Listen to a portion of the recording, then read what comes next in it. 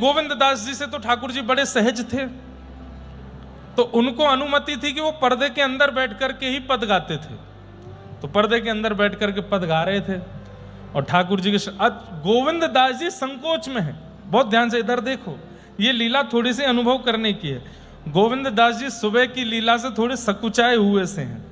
आज ठाकुर जी ने ऐसी स्थिति में मुझको देख लिया और जाने क्या क्या करके गए। तो आके प्रणाम किया, तो एक बार जैसे ही नजर उठा के ठाकुर जी को देखा तो ठाकुर जी व्यंग में हंस रहे थे। हमने तो आज सब देखा। तो गोविंद दास जी इतने संकोच में और पद गाने लगे। गुसाई जी बोले क्या बात चल रही है दोनों में? कुछ नहीं जय जय, पद यूं कह रहे वो बारो पद सुनाओ। ठाकुर जी मौन होके खड़े हैं और गुसाई जी श्रृंगार कर रहे हैं, मुकुट धरा रहे हैं आदि।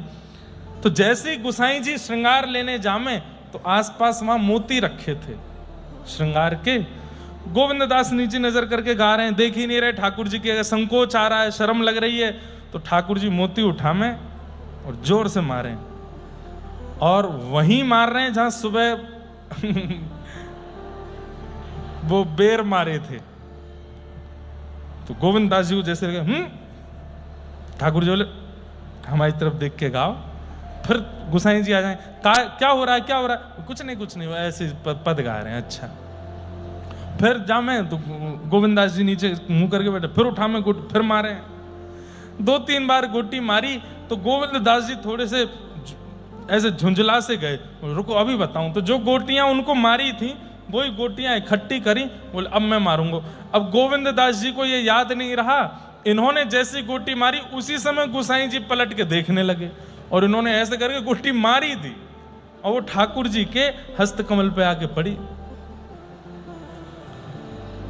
गुसाई जी को इतना गुस्सा और ठाकुर जी देखो मारो मुझे, इतना उद्यमी है, तुमने इतना मूड पे चढ़ा रखो है या को, देखो कितना उद्यमी है को, भगवान को मार रहे हो है रे, नंद के लाला को मार रहे हो, इतना तुमको नंदरानी ने भी अधिकार नहीं दियो मारवे को और तुम मार रहे हो। देखो गुसाई जी तुम्हारे राज में कहा चल रहे हो। गुसाई जी कहे गोविंद दास तू तो बहुत बेकार आदमी है, ठाकुर जी पे तू श्रम करावे, गोटी मारे ठाकुर जी। बोले 100 झूठे मरे होंगे तब ये लाला भयो तुम्हारो। बोले इतना उद्यमी है या कि उधमन को कहा बताऊं मैं। हाँ, तो गोविंद दास जी बोले तुम्हारो ये छोरा इतना बिगड़ गयो है, इतना झूठ बोले, या तो कछुना कहेंगे हमें समझा रहे हैं, इतना उधम मचावे। सो गोविंद दास जी बोले आप बता दो। गुसाई जी बोले कहा उधम क्यों लाला ने, बताओ।